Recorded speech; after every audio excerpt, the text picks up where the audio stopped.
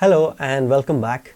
It was last year November is when I bought my e-bike, and ever since it has become my go-to mode of transport. The e-bike has literally replaced my car and my motorcycle, and I am seeing myself using it more than 80% of the time this entire year. And that got me thinking, how much money could I have actually saved on petrol? So I did some math. Let's discuss about that in today's video. If this is your first time here, welcome. Desmo Swadesi is a channel all about urban commuting by bicycle and e-bike. And do not forget to subscribe and click on the bell icon to not miss our future videos. To keep this video more relevant towards urban commuting, I have taken into account only the distance that I have traveled to and fro from work, because this is like the least number of kilometers that I need to cover to make a living, to earn a living.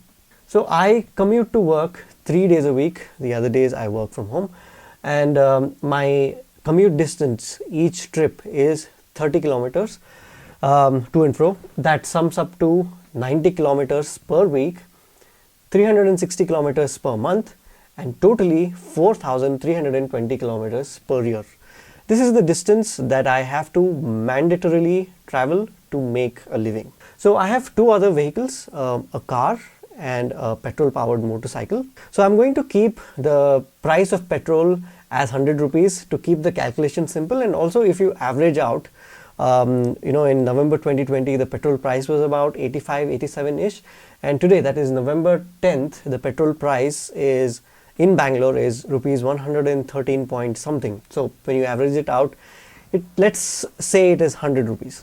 So let's take the scenario of car. So if I had to commute this distance, 4,320 kilometers by car, I would have to spend 360 liters per year, because my car gives a mileage of 12 kilometers per liter in the horrendous peak hour traffic of Bangalore. So that would cost me rupees 36,000 rupees on petrol alone if I were to use the car. So coming to my bike, so I have a 650cc bike which has terrible city mileage. It gives me around 25 kilometers per liter, and if I were to take that every time to work, I would need 172.8 liters. And that would cost me rupees 17,200 rupees. So looking at these numbers, looks like my e-bike has already been paid for. I have used my e-bike 80% of the time, and during that 20% of the time when I used either of my petrol powered vehicles, I've used my motorcycle most number of times, because I wanted to keep the engine healthy and I love my motorbike. So I had to ride it to clock some mileage. And apart from that, I first of all hate driving in traffic, and only if it is absolutely necessary to take the car, only then have I taken the car to work. So keeping all of that into account, looks like I have done quite a lot of saving.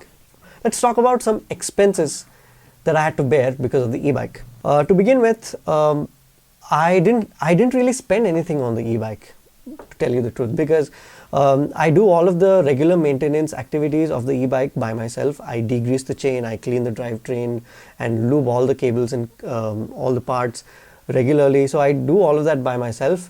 And apart from that, I think if you've been watching my videos, you're sure to point out the modification that I have done on my handlebar and the shifters and all of that.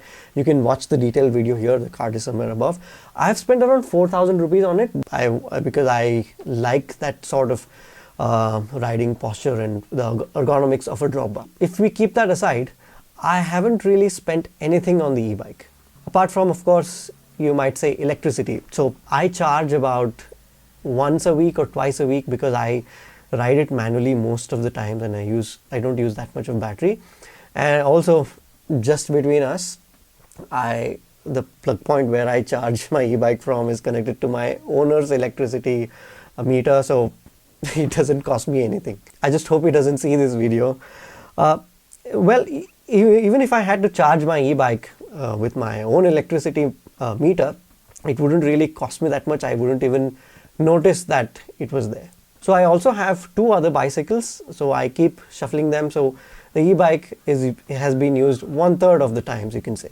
To conclude, I haven't spent anything on the e-bike except on November 9th, that is yesterday, my e-bike suffered a very unfortunate event, which I don't really want to talk about in this video because I'm still sorting that out, but I am documenting it while I am doing it, and I'm definitely going to make a video about it. E-bike is such an awesome blessing in my life. That thing literally pays for itself the more I ride it. Also, let me know in the comment section how long have you been riding your e-bike, and let me know how much money have you saved by doing so. That's it for today. That's all I had.